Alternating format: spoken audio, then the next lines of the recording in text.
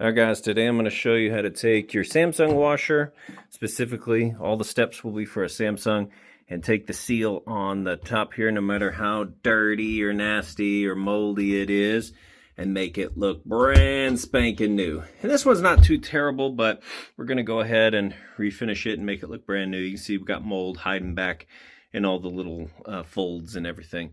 So all it's going to cost you, about $5. However much it costs you to pick up a gallon of bleach. We're going to start with removing these two screws off the back. From there we just slide the panel back and remove it. Then you get a little push tab here, pull that out. Now these three screws need to come out and you got to kind of pull this back to release that front panel there.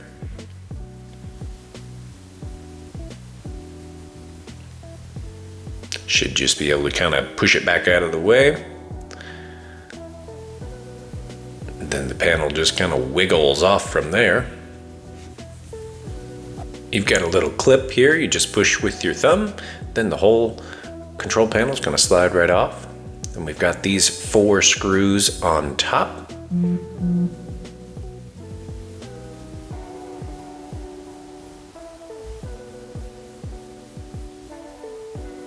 from here, a pair of needle nose pliers. One side of this little spring has a loop in it. It's designed for those pliers to go right in. You pull and the whole thing's just gonna pop right off for you.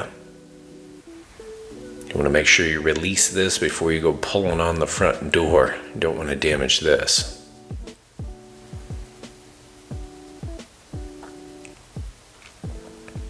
Now, some models have 2 screws on the very bottom, so you have to tilt the washer back to get to those screws. I've already taken them out.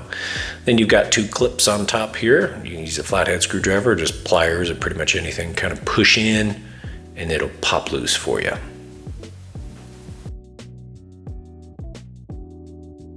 This side, you just pull this hose out of the little keepers. Now on this side, there's a little plastic piece. Push it in with some needle nose pliers and it'll pop right out. That's going to give you enough slack to kind of pull this door out and move it over. There's also a little hose down in here. You want to make sure that doesn't get ripped. All you have to do is just kind of pull it off of its little keeper there.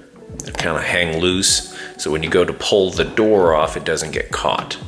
Now all we have to do is just pull this over to the side. You don't need to disconnect any of that stuff on the door. Now we got 4 clamps here. You're going to make sure those come off so we can release this seal. And that one's a Phillips head screwdriver. And that's just going to pull off there.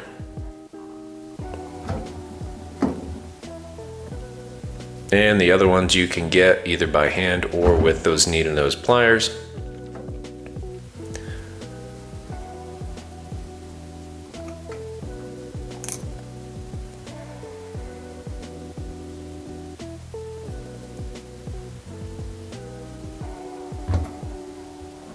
Now after you remove the hoses, you actually have to pull these plastic pieces out. And they're very specific to where they go, so you don't really have to worry about remembering where they go. Each one's gonna fit in its own little slot. They're hard to mix up. Just kind of set those aside. Now we just use a short Phillips head screwdriver, go clockwise with this, and it releases this tension spring. Then we're able to just pull the whole seal off from here.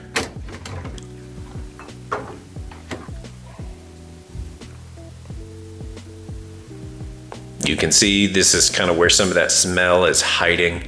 And this one's really not that bad. A lot of them are really super gross, but we are gonna give it an initial clean here.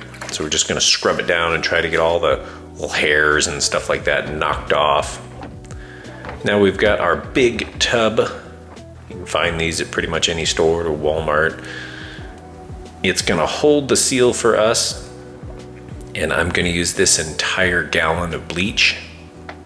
I've tried using less with a mixture of water, and it just doesn't work as well. We're gonna go for about 18 to 24 hours.